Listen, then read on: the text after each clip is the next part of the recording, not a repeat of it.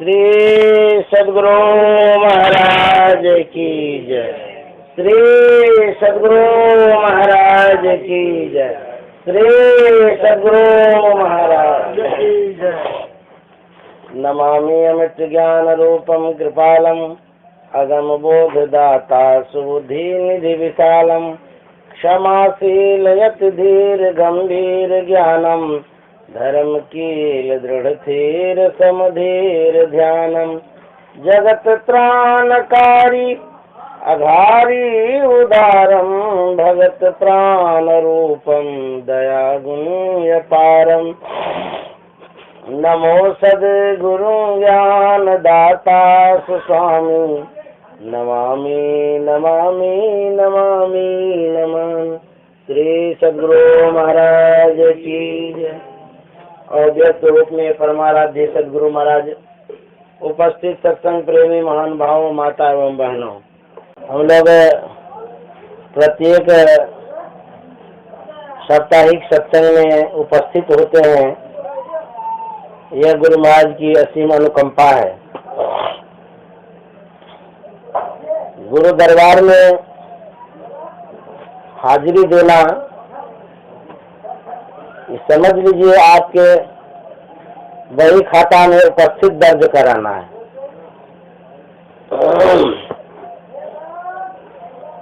जापल दर्शन साधु के साहब आवे याद, लेखा की वाही घड़ी बाकी के सब बाद। कहते जिस पल जिस घड़ी में साधु महात्मा का दर्शन होता है, वही घड़ी लेखा में आता है, लिखने में आता है, उपस्थिति बनती है, हाजिरी बनती है। बाकी के सब बाद, सबको बाद किया, जितना सबको बाद कर दिया। अब बुझिए, सुबह से लेकर के शाम तक हम लोग कितना काम करते हैं, सब बाद हो गया।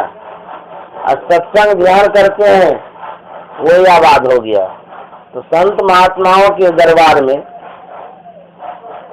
जब सत्संग संत दर्शन करते हैं, उसी की विशेषता होती है, वही आपके खाते में जुटता है।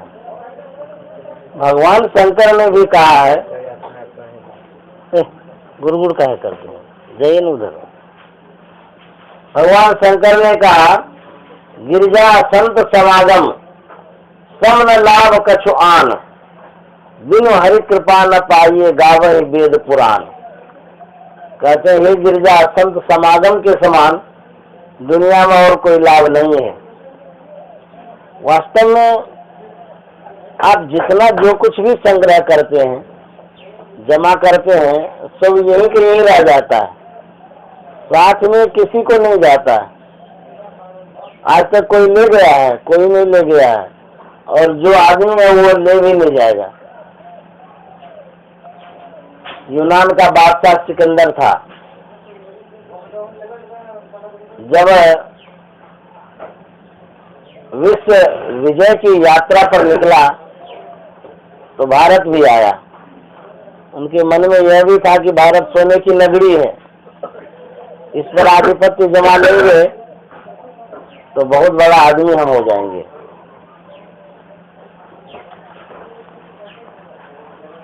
जैसे ही भारत के क्षेत्र में प्रवेश करता है, एक महात्माओं से भेंट हो जाती है।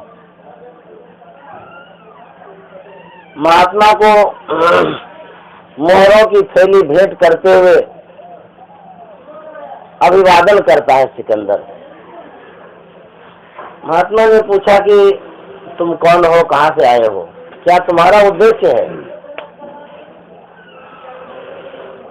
सिकंदर ने कहा, मैं यूनान का बादशाह हूँ, विश्व विजेता बनने के लिए भारत आया हूँ, भारत पर आधिपत्य जमाने के लिए आया। इसको कब्जा में कर लूंगा तो मैं विश्व विजयी कहलाऊंगा, बहुत धन इकट्ठा हो जाएगा मेरे पास। तो महात्मा ने कहा, सिकंदर, तुमको आने में कितना समय लगा? बोला कि 6 महीना लगा आने में। उस समय तो नाव चलती थी, उसी से लोग यात्रा करते थे। तो नाव आते आते 6 महीना लग गया नाव को। तो बोले कि अब जो तुम जाओगे, अब तुम्हारी आयु 6 महीने की नहीं है, 3 महीने की आयु बच गई है। अब तुम घर भी लौट करके नहीं जा सकोगे, तुम विश्व विजयी क्या कहलाओगे। सिकंदर डर गया, बोला रे हम घर भी नहीं जा सकेंगे। विनय करने लगे कि महाराज ऐसी कृपा करिए, मेरी माँ बड़ी प्यारी है, बहुत मानती है हमको, इतना तो कृपा कर दीजिए कि मैं माँ से मिल लूं। बोले कि ना, अब संभव नहीं है, जितनी शेष सांस रह गई है उसमें अधिक सांस नहीं जोड़ी जा सकती है। बोले कि महाराज आपको जितनी संपत्ति चाहिए सो दे दूंगा। बोले कि कुछ भी संपत्ति दोगे तो नहीं दूंगा, नहीं जोड़ सकूंगा। बोले कि दुनिया का सब संपत्ति देने के बाद भी नहीं जोड़ेंगे। बोले कुछ भी नहीं, दुनिया की सारी संपत्ति देने के बाद भी सांस में दूसरी सांस नहीं जोड़ी जा सकती। सिकंदर को बड़ा आश्चर्य लगा, वाह सांस की इतनी कीमत है। अफसोस करने लगा कि इस संपत्ति के लिए मैंने सांस को गवा दिया, और इस दुनिया की सब संपत्ति देने के बाद भी उस सांस में दूसरी सांस नहीं जोड़ी जा सकती है। इसका मतलब संपत्ति से भी विशेष सांस की कीमत है। बड़ी भूल हो गई कि मैंने सांस को इकट्ठा नहीं करके संपत्ति इकट्ठा करने में लग गया। संतों ने कहा सांस सांस में नाम सुमर ले, अवधि घटे तन की, जगत में खबर नहीं पल की। सांस सांस में नाम सुमर ले, क्योंकि यही नाम रूपी संपत्ति आपके साथ जाएगा और संसार की जितनी संपत्ति है यही रह जाएगी। जब सिकंदर का समय पूरा हो गया, मरने का समय आ गया, तो उन्होंने अपने अनुचर से कहा, और आगे बढ़ जाइए, बढ़िए माता जी। अपने अनुचर से कहा कि देखो जी, जब मेरी अर्थी सजेगी तो सारे अंग प्रत्यंग को बांध देना और हाथ दोनों खुला छोड़ देना। अनुचर पूछता है कि ऐसा क्यों, हाथ को क्यों खुला छोड़ेंगे, सब बांध ही देंगे, हाथे को क्यों खुला छोड़ेंगे। बोले कि दुनिया के लोगों को यह शिक्षा मिलेगी कि जिस सिकंदर ने अपने हाथ से लूटा, खसोटा, मारा, पीटा, क्या क्या नहीं किया और कितना धन संपत्ति इकट्ठा किया, वह सिकंदर जब दुनिया से गया तो खाली हाथ गया। तो दुनिया के लोगों को शिक्षा मिलेगी कि दुनिया में जितनी जो कुछ भी संपत्ति है सब यही रहेगी। सिकंदर जब गया दुनिया से दोनों हाथ खाली था। तो वही संत महात्मा कहते हैं कि यहाँ से जो कोई भी जाते हैं खाली हाथ ही जाते हैं, कोई कुछ लेकर के नहीं जाते, अन्न लेकर के जाएंगे। इसीलिए संत कबीर साहब ने कहा सुकृत कर ले, नाम सुमर ले, को जाने कल की, जगत में खबर नहीं पल की। इस जगत में, संसार में जीवन का कोई ठिकाना नहीं है, कब यह विनष्ट जाएगा, कब समाप्त हो जाएगा, कोई भरोसा ही नहीं है। एक एक क्षण में व्यक्ति विनाश हो रहा है। पानी का सा बुलबुला यह तो ऐसा जान। बरसात में बूंद का बनता है ना, पानी का गोल गोल बनता है, 1 सेकंड में फूटता है। कबीर साहब कहते हैं कि यह जो शरीर है वो पानी के बुलके के समान है। यह संसार कांटे की बारी, उलझ पुलझ मर जाना है, रहना नहीं देश वीराना है। यह देश जो है वीरान है, उजाड़ है, यहाँ कोई नहीं रहेगा। जो कोई बसता है, मतलब बसाता है ना घर मकान, कहते हैं उसका उजड़ जाता है। कितना आया बसा लिया फिर उजड़ गया। जैसे टूरिस्ट वाले सब जाते हैं ना घूमने के लिए, तो टेंट बना लिया खूब बढ़िया से, खाना पीना सारा प्रबंध हो जाता, एकदम बसा लेता है घर, खूब ऐसो आराम किया, और उसके बाद जब जाने लगा उजार पुजार करके फिर चला गया। तो कहते हैं उसी तरह से यह मुसाफिर खाना है, यहाँ पर आना और जाना, फिर कोई नहीं रह सकते हैं। आए हैं तो जाएंगे, राजा रंग फकीर, एक सिंहासन चली चली एक बंदे जाएंगे, जो भी आए हैं सब जाएंगे। 2-3 दिन का मेहमान हम लोग, आज है कल नहीं रहेंगे। कहते इतना जो क्षणभंगुर शरीर है, इतना क्षणभंगुर शरीर प्राप्त करके हम लोगों को क्या करना चाहिए? कहते हैं यथाशीघ्र शुभ काम कर लेना चाहिए। जब इतना जल्दी समाप्त होने वाला है तो जो सबसे इम्पोर्टेंट काम है उसी को करना चाहिए। लोग कहते हैं ना कि हमको तो बहुत जरूरी काम है, तो जो मुख काम है उसको कर लेते हैं, मुख काम करके दूसरा और काम करेंगे। उसी तरह से संसार में मुख्य काम क्या है? यदि आप लोगों को पता नहीं है तो गुरु महाराज के बानी से सीखिए। गुरु महाराज ने कहा नित्य प्रति सत्संग कर ले प्यारा, तेरा कार्य सरे सारा। सारे कार्य का निर्णय करके धर चेतन धारा, हर चेतन धारा पिंड के पारा दसम द्वारे का। गुरु महाराज ने कहा नित्य प्रति सत्संग कर ले प्यारा।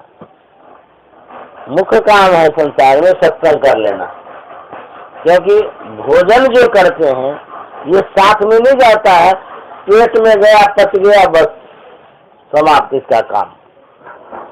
किसी से मिलते जुलते हैं, क्षणिक तुष्टि होती है, वो भी समाप्त हो गया। कमाते हैं, खाते हैं, घर मकान बनाते हैं, ये सब शरीर और संसार भर के लिए है। शरीर और संसार से शरीर पदार्थ हम लोग हैं, हम लोग शरीर भी नहीं है संसार भी नहीं है। तो जब हम शरीर और संसार नहीं है तो शरीर और संसार से परे कोई है तो उसके लिए व्यवस्था करनी चाहिए। मान लिया जाए आप कहीं काम कर रहे हैं, किसी मालिक का काम कर रहे हैं, सुबह से लेकर के शाम तक मालिक का काम किए, मालिक से आपको कुछ मिला नहीं तो आप अपना क्या काम किए? फिर आप अपना काम तो नहीं किए।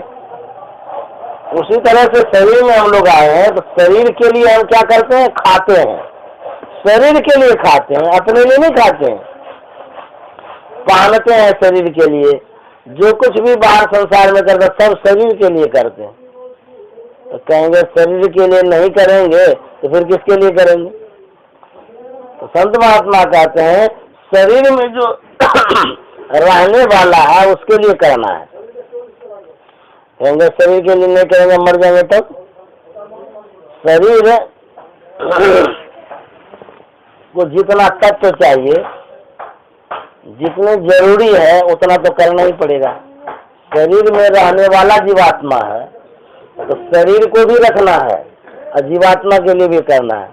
शरीर एक घर है और रहने वाला जीवात्मा है जिस घर में रह रहे हैं। मान लीजिए आपका घर है, उस घर को ही जीवन पर्यंत सजाते रहिए तो आपको क्या फायदा हुआ? उसमें रहे ही नहीं आप। रोज रंग पेंट कराते रहिए, बिजली बत्ती जलाते रहिए, उसमें एक दिन भी नहीं सोए तो फिर बेकार ना हो गया? वो कभी सोए भी नहीं, आराम भी नहीं कर पाए, सब दिन रंग पेंट लगाते ही रह गए तो बेकार हो गया। उसी तरह से यह जो शरीर है ना, ये हमारा घर है, शरीर जीवात्मा का घर है। तो हम लोग क्या करते हैं? सब दिन घर के लिए व्यवस्था करते हैं। जैसे ही सवेरे उठते हैं इस घर को मजबूत करने के लिए चाय पानी करते हैं, फिर जलपान करते हैं, फिर भोजन करते हैं, इस शरीर को सजाने के लिए कपड़ा पहनते हैं ना। उसके बाद जितना सुख सुविधा होता है शरीर के लिए ही करते रहते हैं सुबह से शाम तक।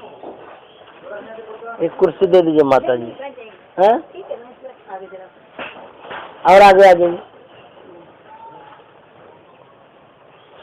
रोज हम लोग शरीर के लिए ही करते हैं, विचारना भी तो चाहिए कि रहने वाले जो आदमी है उसके लिए तो कुछ व्यवस्था नहीं हो रहा। मान लीजिए आप रहने वाले हैं, आप अपने लिए कुछ भी नहीं कर रहे हैं, खाली घरे को सजा रहे हैं, तो घरे को जीवन भर सजाते रहेंगे तो सुख आनंद कब मिलेगा। उसी तरह से यह शरीर घर है, इसमें रहने वाला जीवात्मा है। घर को रखना है इसलिए कि घर चूहे नहीं, अच्छा से आराम से हम रहेंगे, इसलिए घर को ठीक करते हैं। जीवन भर घरे को ठीक नहीं करना है, रहना भी है। तो उसी तरह जीवात्मा इस शरीर में है, शरीर को तंदुरुस्त रखेंगे, जीवात्मा ठीक ढंग से प्रभु भजन कर सकेगा। इसीलिए शरीर को जरूरी है रखना। शरीर अवलंबन है जीवात्मा के लिए। शरीर नहीं रहेगा तो जीवात्मा का बासा कहाँ रहेगा। इसी शरीर में तो बासा है उनका, यही तो उनका घर है। तो ये आधार है। जैसे कोई कहीं जाता है तो गाड़ी, कोई भी गाड़ी है वह एक आधार है। गाड़ी पर चलने वाला जो व्यक्ति है वो मालिक है। उसी तरह से जीवात्मा अधिपति है, मालिक है। और उसके लिए क्या करना होगा, शरीर को ठीक रखना है। और जीवात्मा के लिए क्या करना, उनके लिए कहते सत्संग ध्यान करना। यदि सत्संग ध्यान आप नहीं करते हैं तो फिर अपना काम आप नहीं करते हैं, फिर दूसरे का ही खाली घर को सजा रहे हैं। तब इसीलिए आपन काज संवारू रे, कहे कबीर सुनो भाई साधु, आपन काज संवारू रे। अपना काम जो है ना बनाना है। इस संसार में हम लोग आए हैं अपना काम बनाने के लिए। यदि अपना काम नहीं बना तो संसार को सजाने में ही रह गए तो संसार तो ऐसे उजड़ते बसते रहता है। आज जिस रूप में संसार को देख रहे हैं, कल इसका रूप कुछ और हो जाएगा। सुबह से लेकर के शाम तक जिस चीज को देख रहे हैं उसमें देखिए परिवर्तन हो गया।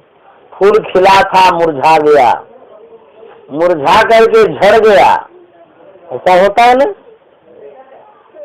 परिवर्तन कितना हुआ, जब खिला था देख करके मन खिल जाता था, जब मुरझा गया तो मन भी मुरझा गया देख करके, जब झड़ गया तो दुख भी बहुत हो गया।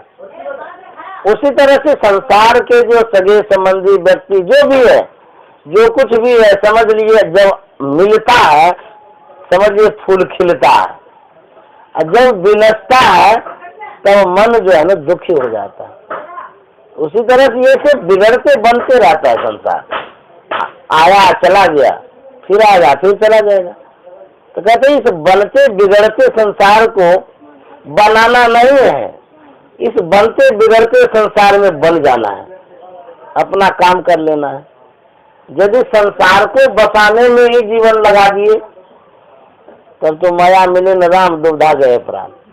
क्या मिला हाथ में, संसार को बसाते बसाते और यहाँ से उजड़ गए, आप चले गए यहाँ से। गुरुदेव कहानी कहते थे, एक आदमी था, वो कहीं जा रहा था, बहुत दूर तक यात्रा तय कर लिया, कहीं कोई सही रास्ता उनको नहीं मिल रहा था। एक महात्मा की कुटिया मिली, वहां पर गए, उनसे पूछता है कि महाराज अरे यहाँ कहीं बस्ती उस्ती है? बोले हाँ हाँ बस्ती है, जंगल पार जैसे ही करेगा बस्ती मिल जाएगी। उनको विश्वास हुआ महात्मा जी बोल रहे हैं ठीक ही का है। तो जंगल पार करते करते करते करते जैसे पार किए वहाँ एक स्मशान घाट मिला और कहीं कोई बस्ती नजर में नहीं आई। तो बोले जंगल पार करने के बाद कहा था बस्ती मिलेगी, तो बस्ती तो है नहीं, आगे भी बस्ती नहीं दिखती है। फिर लौट करके महात्मा के पास आए, बोले महाराज आप मेरे साथ मजाक किए। बोले मजाक किए? मजाक की क्या बात है इसमें? बोले कि हम आपको बोले कि बस्ती है, बोले जंगल पार में बस्ती है, वहाँ तो स्मशान घाट है। तो महात्मा जी कहते अरे बस्ती तुम किसको कहते हो? यात्री ने कहा महाराज बस्ती किसको कहते हैं ये आप नहीं जानते हैं? अरे बस्ती उसको कहते हैं जहाँ लोग बसता है। बोला हाँ वही तो ठीक तो है, हम तो ठीक ही बताए हैं। अरे देखिए फिर मजाक आप कर रहे, ठीक क्या बताया? स्मशान घाट बता दिए, कहते हैं कि बस्ती बता दिए। बोले अरे तुम जिसको बस्ती समझ रहा है वो तो उजाड़ है, सब उजड़ उजड़ करके स्मशान में बसता है, वहाँ से कोई नहीं उजाड़ता है। ऐसे कोई उजाड़ा है स्मशान घाट को? तो जहाँ से उजड़ता है उसको तो उजाड़ कहना चाहिए, जहाँ बसता है वो बस्ती है। तो तुम उल्टे समझता है, उजाड़ को बस्ती समझ रहा है, बस्ती को उजाड़ समझ रहा है। इसलिए रहना नहीं देश बिराना है, ये तो उजड़ पुजड़ वाला ये संसार है। आता है बसाता है फिर उजाड़ लेता है। देखते हैं सड़क के किनारे सब कितना घर वो बना लेता है, छोटा झुग्गी सब, कुछ दिन रहा फिर उजाड़ के चला गया। उसी तरह से ये जो संसार है हम लोग जो बसा रहे हैं ये उजड़ जाएगा। कहेंगे कैसे उजड़ जाएगा? अरे घर में उजड़ेगा, आप उजड़ जाएंगे, आपके लिए उजड़ा कि नहीं उजड़ा? शरीर छूट गया तो उजड़ गया। ये सदा सदा आपके किस काम में है? मान लीजिए आप बसा रहे हैं और शरीर आपका नहीं रहे तो आप क्या देखिएगा? आपके लिए उजड़ ही गया। तो कहते कुछ दिन के लिए आप बसाते हैं फिर उजड़ जाता है, फिर बसाते हैं फिर उजड़ता है। इसलिए ये उजाड़ है, इस उजाड़ में आसक्त नहीं होना है। ये नहीं समझना है कि यहाँ सदा रहेंगे, यहाँ सदा नहीं रहना है। जब बिजली बिल नहीं जमा करते तो नोटिस आता है ना कि इतने दिन तक आपको वो बताया जा रहा है कि इतने दिन में आप जमा कीजिए, नहीं तो कनेक्शन काट देंगे। नहीं जमा करेंगे सही में काट देता है। उसी तरह से साधु महात्मा जो होते हैं ना, भगवान के कर्मचारी होते हैं, वो नोटिस देने आते हैं सबको कि यहाँ रहना नहीं है, यहाँ से जाना है, क्योंकि ये जो जमीन है ना दूसरे की जमीन है, ये घर भी दूसरे का है, रहने नहीं देगा। तो क्या करना है? आपन काज समारू रे, अपना काम बना लीजिए। एक राजा था, उनके यहाँ का नियम था कि 5 साल के लिए मंत्री बनाएंगे, और उस मंत्री को क्या करता था 5 साल के बाद हिंसक प्राणी जहाँ रहता था उस जंगल में उसको छोड़ देता था और उसको खा जाता था सब। यही उसका नियम था, 5 साल तक रखता था, उसके बाद जंगल में छोड़ देता था मंत्री को। तो वहाँ का जो मंत्री था उसका समय पूरा हो गया, तो दूसरे मंत्री की खोज में राजा साहब निकले तो सवेरे सवेरे वो निकले, और भोर में कौन मिलेंगे? भोर में तो सब सोए रहते हैं, कोई बिरले साधु महात्मा सब उठ करके कहीं से कहीं जाते हैं, घूमते हैं। तो भोर में जो सोया रहेगा वो खोया रहेगा, जो सोएगा वो खोएगा, और जो जगेगा उसी को मिलेगा, वही पाएगा। तो महात्मा जी एक थे, वो कहीं यात्रा कर रहे थे, भोरे भोर में भेंट हो गई। राजा साहब ने कहा कि महाराज बहुत अच्छा हुआ कि आप मिल गए। बोले क्यों? बोले कि हम मंत्री की खोज में थे और हमारा नियम है कि जो सवेरे सवेरे मिल जाए, कोई भी क्यों ना हो, उसको मंत्री बना दिया जाए। बोले ना मंत्री हम नहीं बनेंगे, हम तो साधु महात्मा, हम लोगों को सत्संग भजन करना है, मंत्री संतरी बन करके क्या करेंगे? तो गृहस्थ का काम है, उनको बोल दीजिए बनेगा अपना करें। बोले नहीं, जो मिल जाएगा हमको नजर में भोरे भोर पहले पहल, उसी को मंत्री बनना पड़ेगा। ये राजाज्ञा है, उल्लंघन यदि करेगा तो फांसी लगवा देंगे। महात्मा जी डर गए, बोले राम राम ये क्या हो गया, क्या आफत आ गया सवेरे सवेरे। तो बोले कि हम जो कह रहे हैं उसको करना पड़ेगा तुमको, नहीं तो फांसी लगा देंगे। अब सोचे कि अब तो हम गए काम से, नहीं मानते हैं तब भी चले जाएंगे, और यदि मानते हैं तो 5 साल के बाद तब भी चले जाएंगे। तो महात्मा जी बोले कि अच्छा कोई बात नहीं, 5 साल तक तो जिंदा रहेंगे, कोई बात नहीं है। और क्या क्या कंडीशन है बताइए तो? क्या नियम कानून है उस 5 साल के दरमियान हमको क्या करना पड़ेगा? बोले 5 साल के लिए तुमको मंत्री बना दिया जाएगा और पूर्ण अधिकार रहेगा, जो तुम कहेगा सारी प्रजा तुम्हारे आज्ञा के अनुसार चलेगा, कोई हस्तक्षेप नहीं करेगा तुम्हारे काम में। उसके बाद बोले उसके बाद ही तो होता है, 5 साल के बाद तुमको जंगल में छोड़ देंगे। उस जंगल में क्या होगा? कहते उस जंगल में जो हिंसक प्राणी है ना, वो सब खा पी करके तुमको समाप्त कर देगा। तो 5 साल तक तुम जितना हलवा पूरी खा सकता है खा लेना। बोला अच्छा चलिए, अब जब कोई उपाय नहीं, इधर भी मरण है उधर भी मरण है, अब हम क्या करें? चले गए, मंत्री बन गए। अब महात्मा की बुद्धि तो तेज होती है, वो सोचने लगे कि 5 साल तक जो रहना है, पूर्ण अधिकार के साथ रहना है, तो कुछ बचने का भी तो उपाय हम ढूंढे।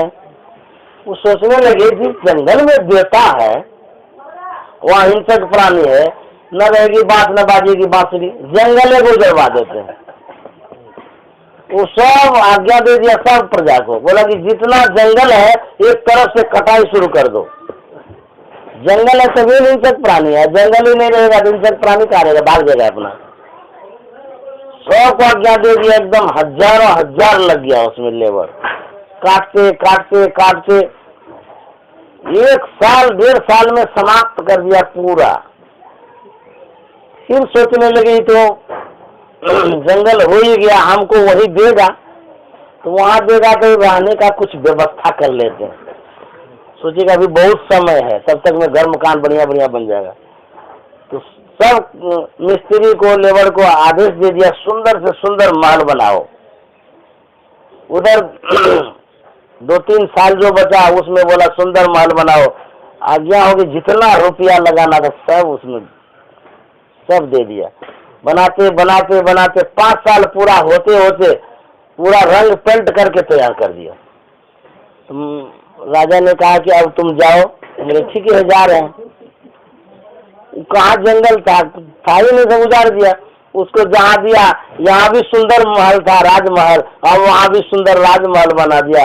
दोनों जगह मंगल ही मंगल हो गया। तो साधु महात्मा कहते हैं अभी जिस मंगल में हम लोग हैं, अब फिर खरमंगल में जाएंगे 84 लाख में, इसलिए उस 84 लाख को उजाड़िए दीजिए। अभी ऐसा ध्यान भजन करिए कि यहाँ भी मंगल और वहाँ भी मंगल। मंगल मूर्ति सदगुरु मिलवे सर्वाधार। समझ गए? मंगल ही मंगल हो जाएगा। श्री सदगुरु महाराज की। इसीलिए अपन काज समारोह रे, इसीलिए हम लोग सत्संग करते हैं, ध्यान करते हैं। लोक भी बन जाएगा, परलोक भी बन जाएगा। यदि एक तरफा में रहेंगे खाने पीने पचाने में, तब तो बस वही दे देगा जंगल में। आप खाएंगे अन्न को बढ़िया बढ़िया, आपको हिंसक प्राणी सब खा के पचा देगा। इसलिए साधु महात्मा कहते हैं गृहस्थी का भी काम करना है और गृहस्थी का भी काम करना है। जहाँ रहते हैं वहीं रह करके करना है। घर बार परिवार रोजगार छोड़ने की आवश्यकता नहीं है। जहाँ रहो सत्संग करो।